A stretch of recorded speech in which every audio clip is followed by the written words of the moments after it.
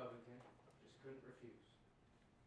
An offer that would eliminate a lifetime of debt, prolong a habit of high-stakes gambling, and line his pockets with at least 3 times what he makes each year at the Midlands Gambling Commission. All he had to do was cast a vote in favor of Avery Bancroft. That's exactly what he did. He accepted a bribe, what we know to be at least $200,000, in exchange for his vote on Avery Bancroft's second casino license. On behalf of the people of Midlands, we prove this today beyond a reasonable doubt. He was a public official. The defense does not contest that first element of bribery. He received something of value, the money, in exchange for being influenced in the performance of an official act, the vote. And he did it with the intent to be influenced. He knew what he was doing when he put that napkin in his pocket.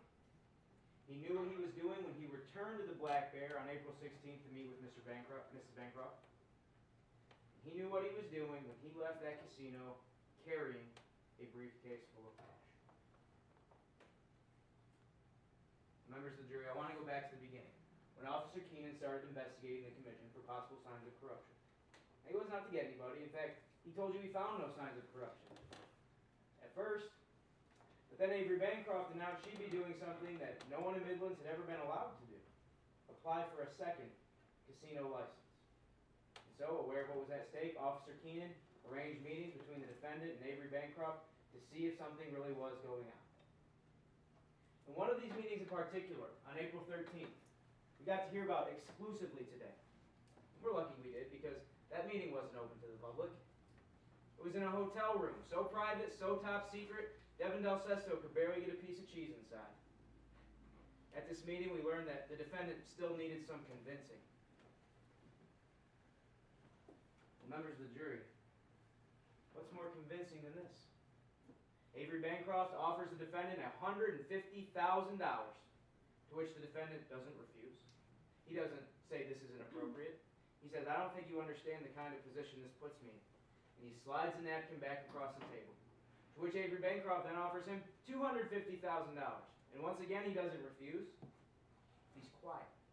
And he puts the napkin in his pocket, and as he testified, to hide the evidence.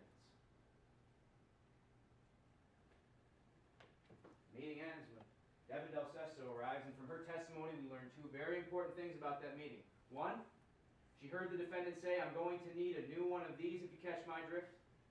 And 2, that drew her attention to an old, worn-down black briefcase by the defendant's side. When Ms. Del Sesto left, the defendant stood up and shouted, "You ordered room service? I thought this was a private meeting." He stormed out.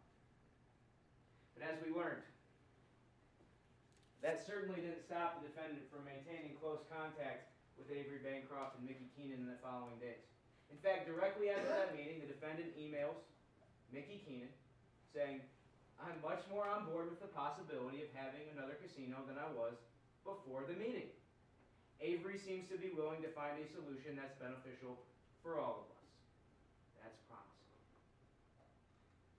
Then on April 15th, he emails Avery Bancroft and says, "Oh yeah, by the way, I think Keenan knows about our call. Something is up." He wasn't concerned that Mickey Keenan was a distraction. He was concerned that Mickey Keenan knew he was going to go to the Black Bear the next day and take that money. And speaking of the next day, Corey Hyde, the defense's own Corey Hyde, told you today that she saw Avery Bancroft placing large amounts of money into a brand new briefcase. Interesting, because Ms. Del Sesto told you she received that briefcase when it arrived. It was brand new, looked just like the one Chase Covington had, only it was shinier and nicer. Later that day, Ms. Del Sesto saw the defendant and Avery Bancroft sitting right next to each other in the VIP room of the blackjack table in the VIP room. In between them, 2 briefcases. The old worn-down one she saw at the April 13th meeting, and the brand new shiny one. In which briefcase did Ms. Del Sesto tell you she saw the defendant walk out of that casino with? The shiny one. Now the defense is going to try to argue today that the defendant did not walk out of that casino with Avery Bancroft's new briefcase full of money. What do the facts say?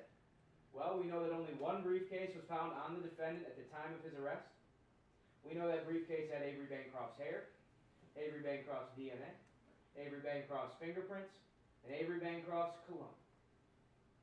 Dr. Sikorsky's testimony was clear. That briefcase belonged to Avery Bancroft, and it was found on the defendant at the time of his arrest. Members of the jury, reasonable doubt is doubt in line with common sense and reason and the evidence. What the defense has presented today is not reasonable doubt. It's manufactured doubt, meant to distract us from what clearly took place in that casino that day. The defense called Allie Thomas before you, who told you that it would make sense that they switched briefcases in the VIP room that day. And at the end of their conversation at the blackjack table, the defendant said, or Avery Bancroft said, "Shall we do this?" And the defendant replied, "I think so." He picked up that briefcase, got the heck out. Members of the jury, today I trust you will render a verdict consistent with reason and common sense and the evidence. A verdict that tells our public official, we don't care if it's $200,000, $250,000, $1 million. If you hold public office and you serve the people of this great state,